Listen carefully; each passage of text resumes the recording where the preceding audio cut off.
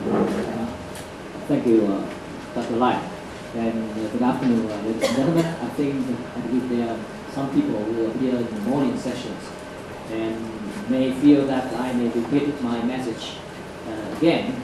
But for those who have not appeared in the morning session in the INPR, I probably would like to say something about the election again. I was trained as an election specialist, trying to read into the opinion poll survey. I usually believe that there are some accuracy of opinion poll survey, but this time I feel that to be a pollster would be a hazard business, because that nobody predict that the extent of the KMT lose was such kind of devastating. I myself, of course, I know that at the beginning, toward the end of the elections, where that opinion polls cannot reveal the internal polls from DPP as well as from various polls predict that the DPP probably would win 9 seats of the city mayor or county magistrate elections. The KMT still hold the 10 seats, with 2 seats goes to the independents. But now you see that Dr. Lai give a beautiful presentations, and it shows that in fact that the DPP gained more than 10 seats, and it's extended to 13 seats, and including the major city like Taoyuan, Taichung, and of course down south you can see that the Zhanghua, Yunlin, Jiayi, Kaohsiung, Tainan, and Pingtung. So you find that the usually the very familiar political landscape that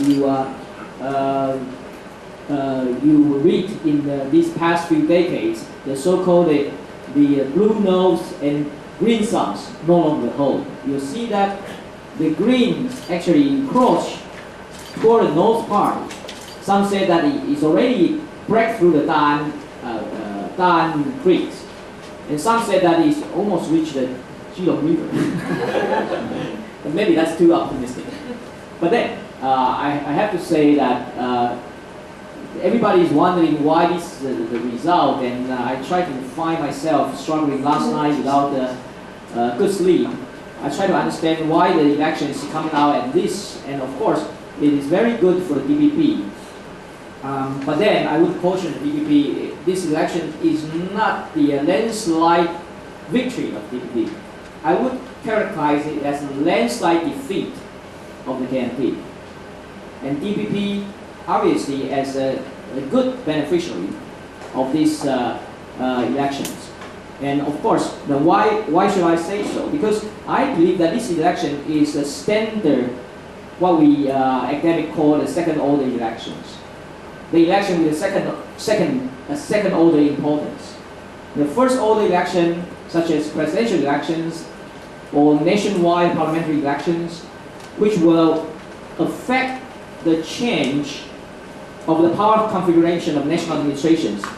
And in that elections, people tend to vote strategically, vote the less evil, vote the one that who is likely to control the national administrations. But in this kind of second order elections, there's a very, very interesting characteristic. First, turnout tend to be low. You know that the national average of this turnout is 67.5%. It's lower than the previous 2012 presidential election, which I believe is 74 or 75%. And secondly, the voter, obviously, most of voters stay at home with these second order elections. And secondly, those who turn out to vote tend to vote to protest against the ruling parties, against the establishment party, against the bullies of the political machines, the local factions. And in fact, you see the effect, this is exactly what happened. And thirdly, election campaign is fought with issues of a national significance.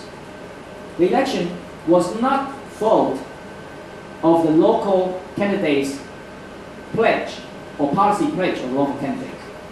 You see, these elections is more about the attended oil issues, about the stock exchange income tax, about the incompetencies of the Ma's government's handling of all the rise of the electricity price, oil price, unbearable housing price, or income inequality. You see all these kind of national issues emerge in these local elections.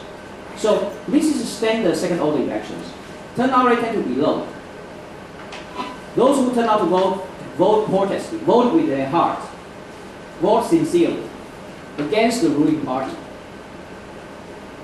And then, thirdly, elections fall with issues of national significance.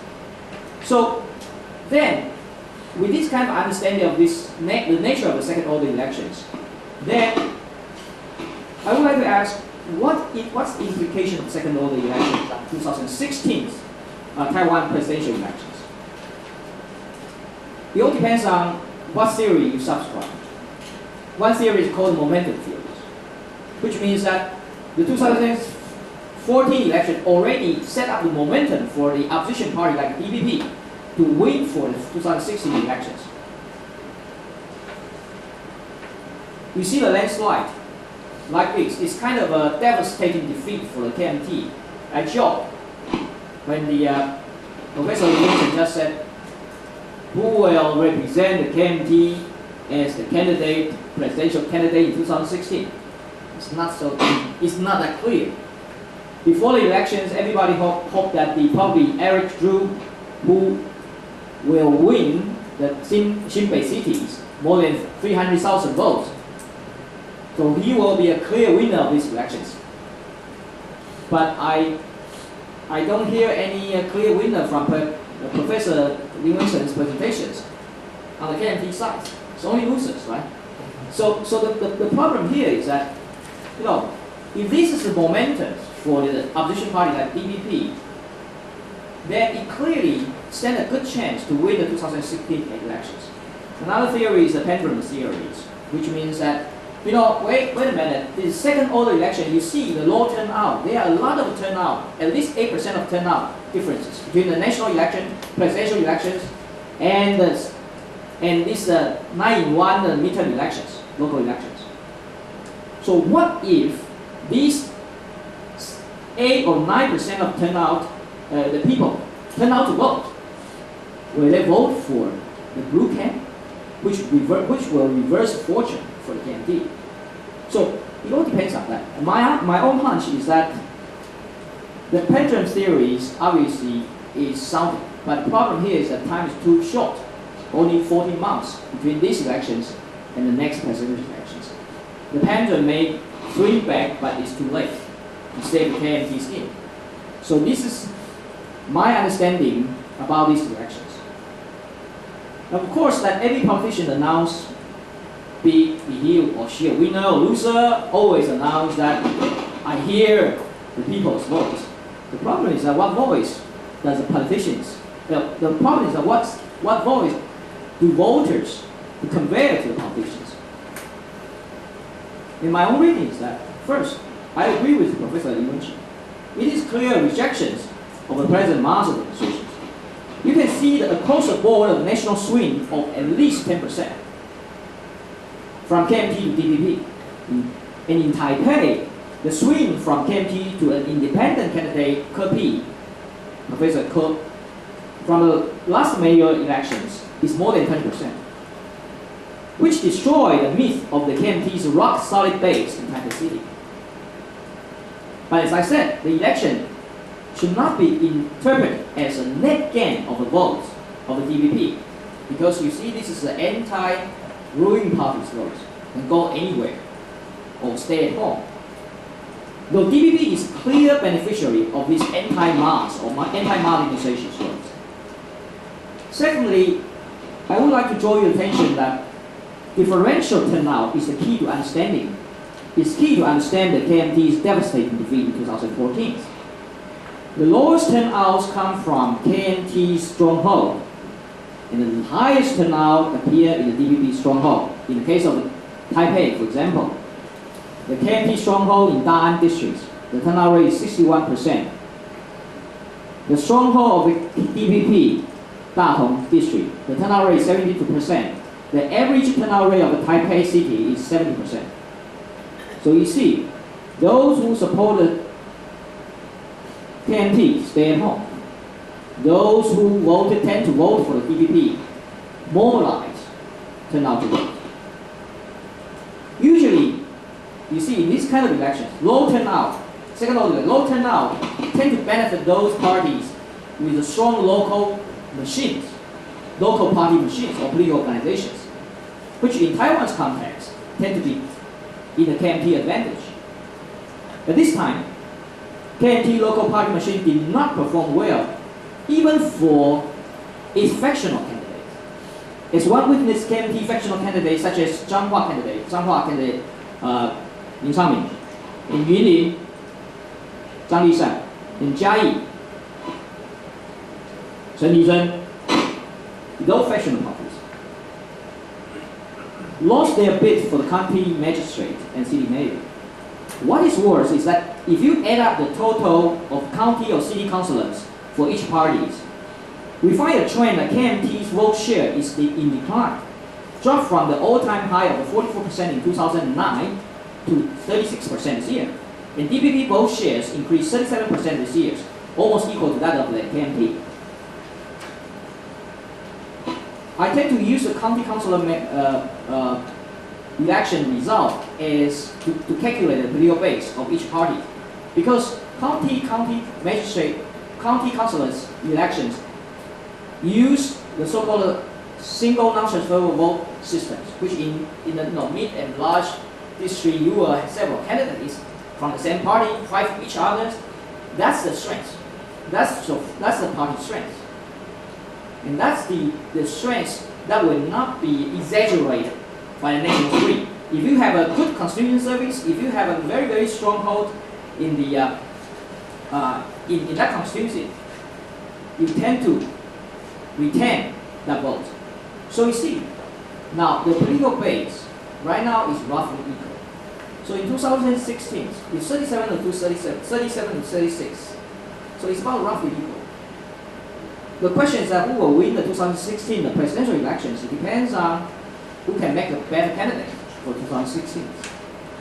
And I also be very, very skeptical about these elections for the KMT's so-called political machines. As Dr. Lai just mentioned, is not performed well. It tends to be rusty. If I may, can you show the can you show the Taichung? Yeah, this is 2014. These two add up 57. Usually, 70% of the independents tend to align with the group parties, which made up 55%, and it only turned out to 43%. What does it mean? What does it mean? It means that the county councillors who use their political organization only for their own sake, they do not perform well. They do not, really try to help the Jason Wu to get votes in Taichung. That's why I said that, there's some sort of rusty of the political machines in local elections. Now, certainly, sunflower student movement's effect is still alive. I don't have the data right now, but as youth turnout seems to be exceptionally high, we need to analyze post-election poll data to reveal the full impact of the youth voters on this and the next elections. Now, how Beijing handles the Hong Kong Occupy Central protest may be a reason to encourage more young Taiwanese people to turn out to save their own countries. They find that this right now is trying to clean up the main street of the Hong Kong and try to end the so-called Occupy Central, and Beijing did not yield any inch to the request from the Hong Kongese students, Hong Kongese people. And the Taiwanese young people think that, well, if we cannot turn out to vote, if we don't turn out to vote this time, we may end up in Hong Kong if we don't allow any vote. So this is maybe some kind of encouragement. And then finally, I think my time is up. I probably try to just mention one thing. this election is not necessarily total rejection of the cross-strait rapprochement. It's not. But voters seem to determine to reject certain type of cross-strait exchange. One that is controlled by big business, princelings, and cross-strait brokers.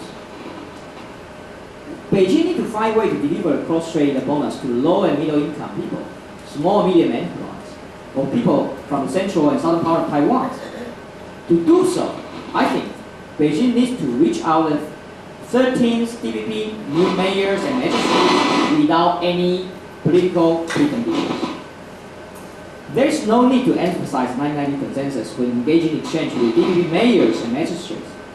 And I think Beijing would be pragmatic enough to do so, given that the Chen Qi of Kaohsiung and the Red Line of the Tainan visit China in their terms without agreeing the so-called 990 consensus. So why the Taiwan Affairs Office put up the 990 consensus as a preconditions for Ke to visit Beijing? I don't think this makes sense. I think it's a bluff. Now the problem, of course, is that how Beijing deal with the possible DPP presidents in 2016. And I don't think Beijing will change the basic tone of the Taiwan's policy, that is one China, 990 consensus, anti-Taiwan independence. But its operational mode will have to change. As these are not going to be a precondition to engage any new DPP mayor or county magistrates. Maybe, that's why, yes, perhaps, Beijing will have to give the permission of acquiescence to the DPP's politicians, not to mention anything about 1990 consensus. And that's the only case. And I think that the both DPP and the Beijing will be pragmatic enough to find ways to reach each other. And I think it would be foolish to think that the Communist Party is the party, as far as I know, is always respect power. It's always respect power. With this kind of landslide defeat, Beijing is eager to find any new, so-called the broker to deliver their so-called cross-strait economic bonus to the average people in Taiwan. And without the help of the DPP county magistrate or city mayor, the DPP cannot reach its goal. And finally, if you ask me whether there will be any progress of the so-called service agreement or the act reviewing the cross-strait agreements now in the LY, I agree with Dr. Li Mengchen. It will be there because next year, very soon, one month away, will be election year in Taiwan. Who care about these agreements? But then, what Beijing will do? Thinking about this, the opening the office of Taiwan in Taiwan, that would be very risky for Beijing, of course, but it's not unthinkable. Beijing want to set as a usual tone that we have the exchange continue. We would like to make the exchange continue. Now Beijing understand that the KMT now is not a reliable partner to deliver the so-called cross-strait economic bonus. So why not set up their own businesses, set up their own representative office in Taiwan? They have their own agents here already. But why should they subject to the KMT control? And thinking in that way, there may be some possibilities for Beijing to think that maybe next year is a year just for KMT still in power to open an office in Taipei. Otherwise, it will be a long delay. Thank you.